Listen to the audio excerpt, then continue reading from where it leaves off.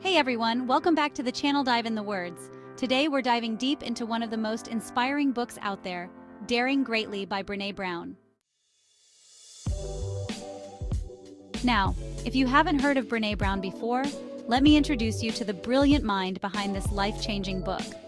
Brené Brown is a research professor at the University of Houston, but she's more than just a professor.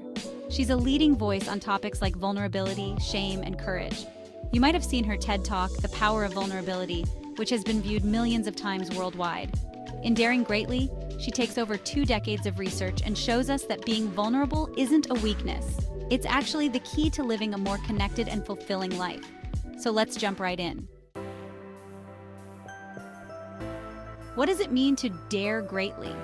Well, the title comes from Theodore Roosevelt's famous Man in the Arena speech. You know the one. It's all about getting into the ring, facing your fears, and daring to be seen, even if it means risking failure.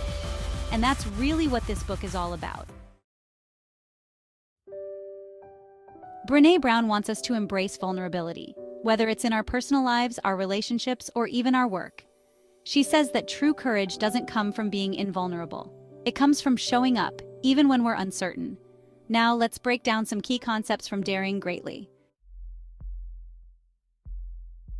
First off, we have the myths of vulnerability. Brené totally busts the myth that vulnerability is a weakness. Instead, she shows that being vulnerable actually requires incredible strength.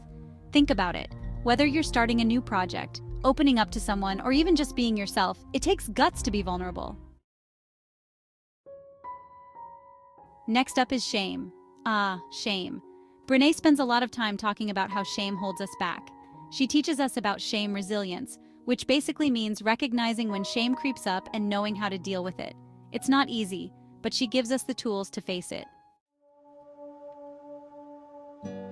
Another big idea in the book is this notion of living in a scarcity culture. This is the feeling we get when we're always telling ourselves, I'm not enough, or I don't have enough. Brené says that this mindset of scarcity keeps us from being vulnerable because we're always afraid of not measuring up. But here's the good news. Brené gives us a way out with what she calls wholehearted living. And this is the gold nugget of the book, folks. Wholehearted living is all about embracing our imperfections and practicing self-compassion. When we do this, we open ourselves up to more meaningful connections with the people around us. And guess what?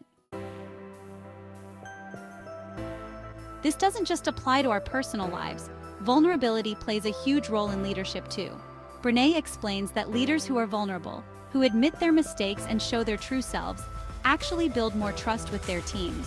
And the same goes for parenting. If you can show vulnerability to your kids, you're teaching them to be brave and courageous. And speaking of courage, that's really what Daring Greatly is all about. Having the courage to show up and be seen, even when it's uncomfortable. So here are the main takeaways. Vulnerability is strength. Shame doesn't define us, and living wholeheartedly means embracing who we truly are, imperfections and all. All right, that's it for today. If you enjoyed this summary, don't forget to hit that like button and subscribe for more insights on life-changing books. And if you've read Daring Greatly, let me know in the comments what your biggest takeaway was. See you next time. Dare greatly, my friends.